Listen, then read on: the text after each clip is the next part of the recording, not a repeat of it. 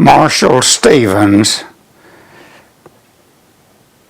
I was in service from August the 8th, 1945 until August the 27th, 1946. I served overseas approximately 15 months during that time. I did my basic training at Camp Robinson at Little Rock, Arkansas.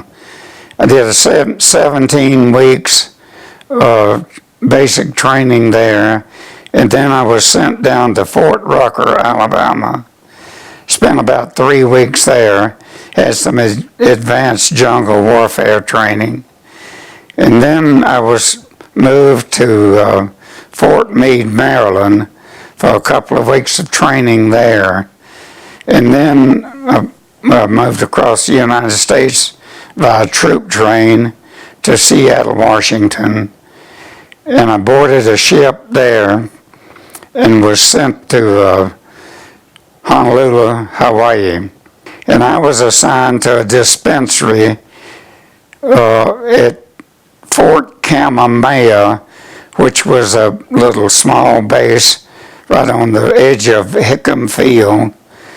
And the purpose of this base was to man two 16-inch guns, one on each side of the mouth that went into Pearl Harbor. Those were the largest guns at that time in existence, and I understand they fired a shell up to 22 miles. So I spent the rest of my career there. Well, it made me think a lot about how those people suffered on December the 7th, 1941. And there was a lot of the devastation that was caused by the Japanese raiding Pearl Harbor, and they strafed a little in downtown Honolulu, and there was visible signs at Hickam Field of their some of their destruction, and of course a lot of visible signs in and around Pearl Harbor, and you just felt for those people. They were just, so many went down on the Arizona, they didn't have a chance. And a lot of them that went down had to live for several days. They were in pockets that were in the ships, and some of them they rescued, but a greater part of them they were not able to. So it was, every time you saw it, it was kind of created a sad feeling. And at that time, of course, you carried a lot of hatred, I hate to say it, for those people that raided us. But now there's a generation that really knows nothing about the events that went on then, and you can't blame them. But there's still a few of the old generation left that treated us so horribly, and our prisoners so horribly. I was assigned to the dispensary, and my duties were in the office, and I stayed there until the war ended, and some of the people there had been there for years, and they were sent back to the States for discharge when especially when the war ended. So I was promoted several times to corporal over the period of a short period of time, really. And then I was promoted to sergeant, and then I was promoted to staff sergeant, which was the highest rank in the Pacific for an enlisted man. And my duties were acting first sergeant of the dispensary. And we provided medical services for the base, Fort Kamehameha, which was, I don't know how many personnel was assigned, but it was a pretty good sized base.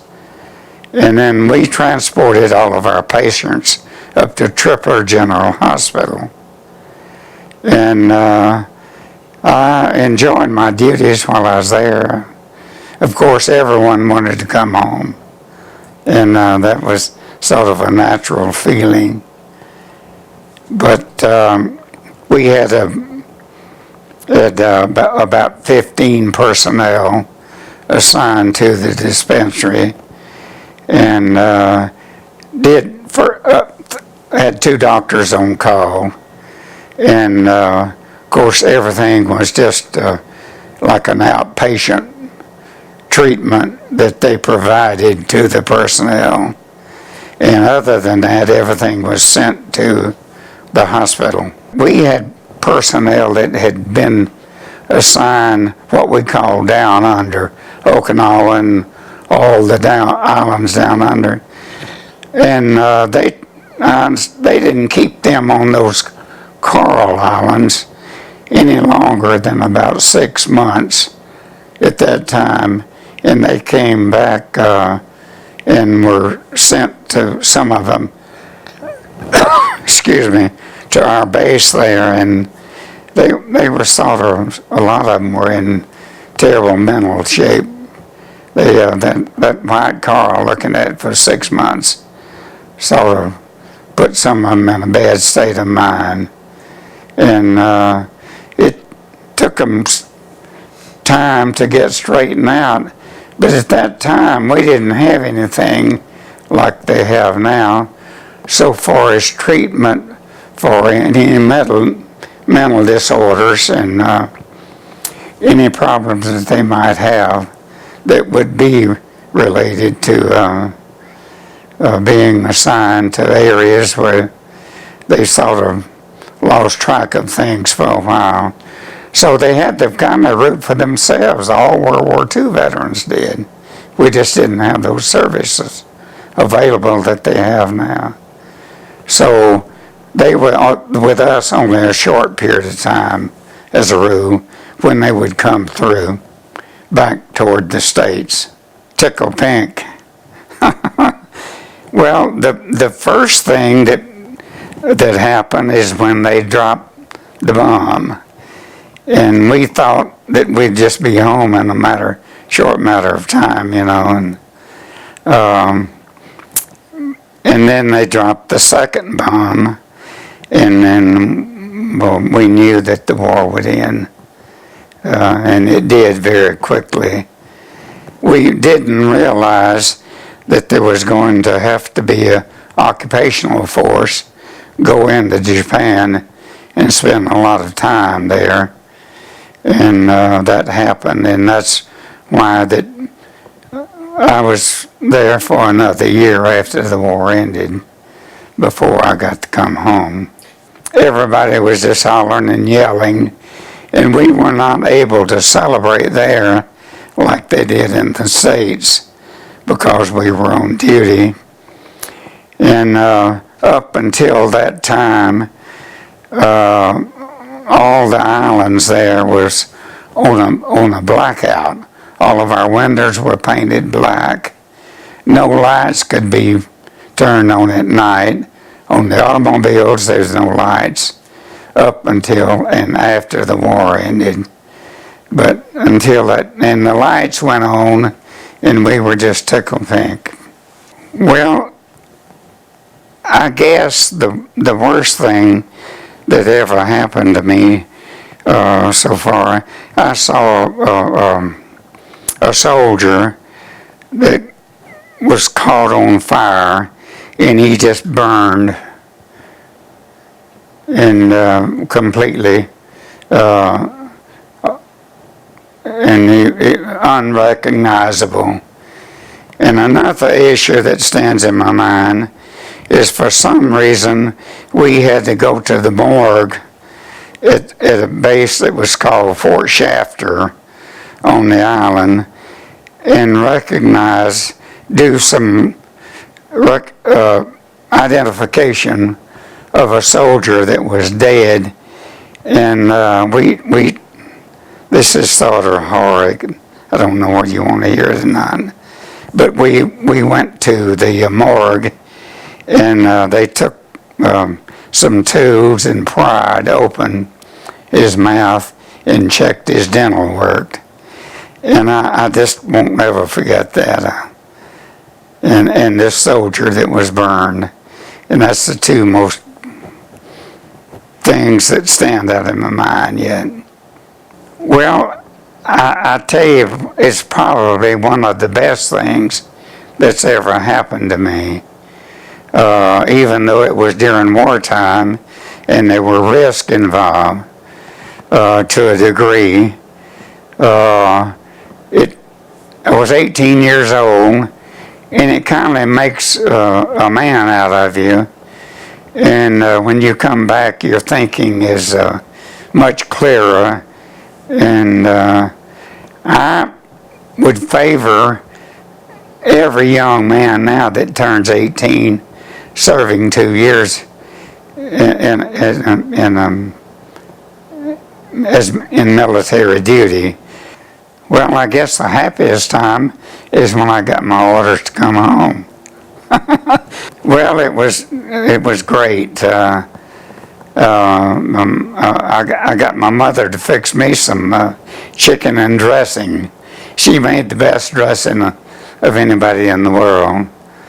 This is a photograph of 4 of my 6 brothers who were in service during World War II. The one on your left that you're looking at is Lynn. He was a regular Army man. He enlisted in service in 1932, and he came up during the ranks, and here he was first lieutenant, and he served in North Africa. And the second is Ezra, who was drafted and served during World War II, and he stayed in the States, transferred to several bases around the States. The third from the left is Winfred.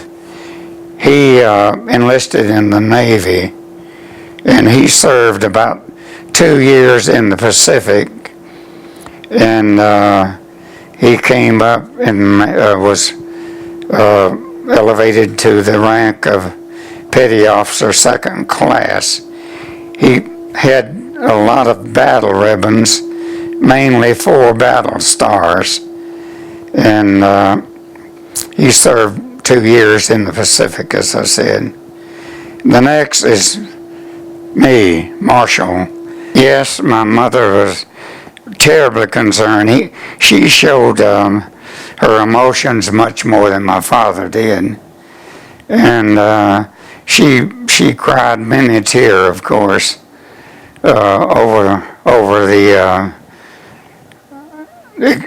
period that the war was on, about her sons, and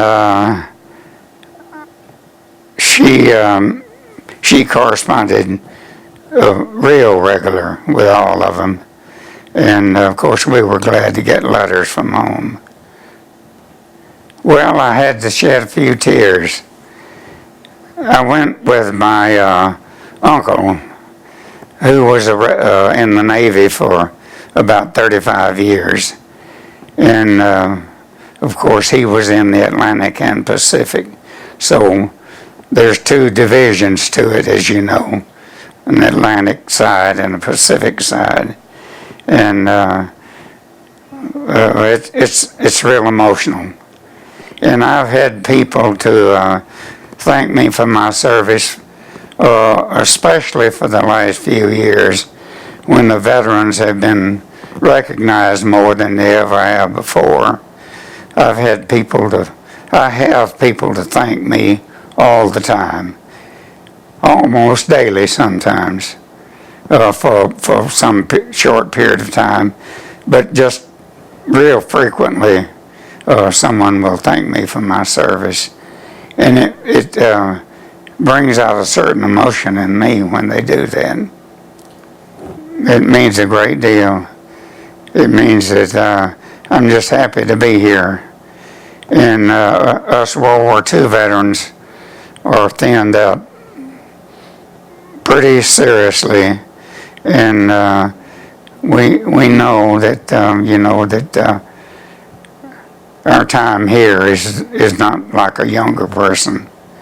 That I try to remember everything I can about my service and about the things that happened to me. But the older you get, the less you're able to remember.